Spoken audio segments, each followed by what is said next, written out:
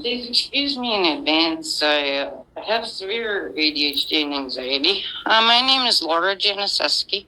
I live here in Brattleboro. I moved up from Western Mass in 2015, and I don't want to move back. So I would like to bring up part of the pretty well-known housing crisis in Brattleboro. I am on disability. I'm unable to earn more than a certain amount of money a month above that to live comfortably. Frankly, I've called senators about that, but that's a separate issue. My issue is my landlord, Bob Remy-Powers. And I will say this is the beginning. You will be hearing from me a lot more. I will tell you, I've lived in that building in 2 different apartments for 4 years and 5.5 months.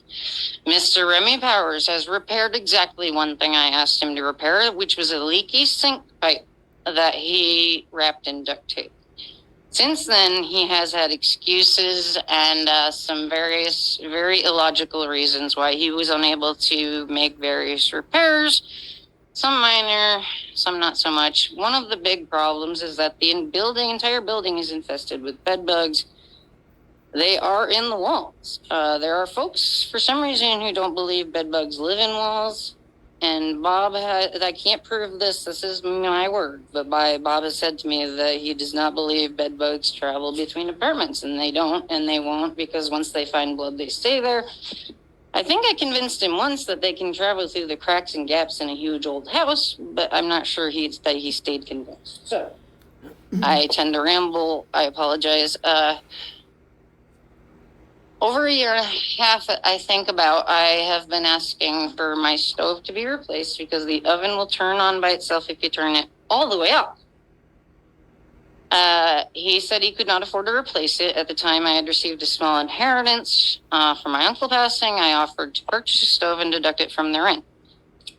In a voicemail, which unfortunately I was unable to save, he told me that he could not afford for me to buy a stove and take it out of the rent. After more arguing and discussion, eventually, Mr. Remy-Powers frustrated me into saying, fine, I will fiddle with the knob to make sure the oven does not turn on by itself until you can replace it. Recently, he has been claiming that I didn't report it until after I was unable to pay rent in September. But before that, he claimed I said the stove was fine, when I actually said, fine, I'll fiddle with the knob for now.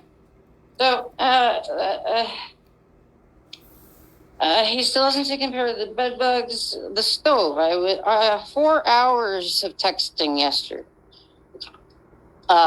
I finally got him to say he would send an electrician over to look at the stove to make sure it was actually turning on by itself and was a fire hazard. He implied he did not believe me. He needed a professional to assess it. I said, fine, that's fine. What time tomorrow? Right. What time? He said 11. I asked AM or PM. I said, if it's AM, I can't let you in because you won't be able to give me 24 hours notice. But the electrician can come in. He said, okay, I'll show up with these. Laura? Fire chief. Yes, I'm just going to ask you to. Yeah, okay. Long story short, I live on the top floor. I can see the parking lot. An electrician showed up at approximately 11 a.m. No one ever knocked on my door. The electrician left. I asked Bob why. Bob told me the electrician was afraid to come up to my apartment because he was afraid of me. I called the electricians. They said they could not gain access.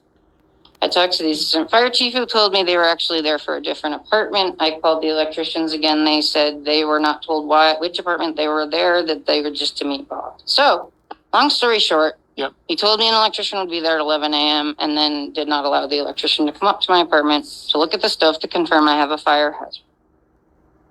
Among many, many, many, many, many other issues with the building, which is in severe disrepair and I've heard is very possibly going to be condemned soon. I've been looking for a place. I want out of there as soon as possible. Sorry. To conclude, again, My name is Laura Janiszewski.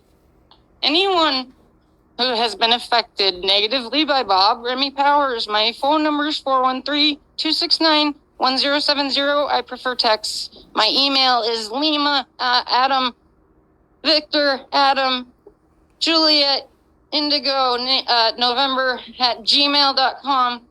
Please get a hold of me, because there will very likely be a class action lawsuit in the future. And this is the beginning of my crusade against Bob Remy-Powers. Thanks. Thank you, Laura. And I don't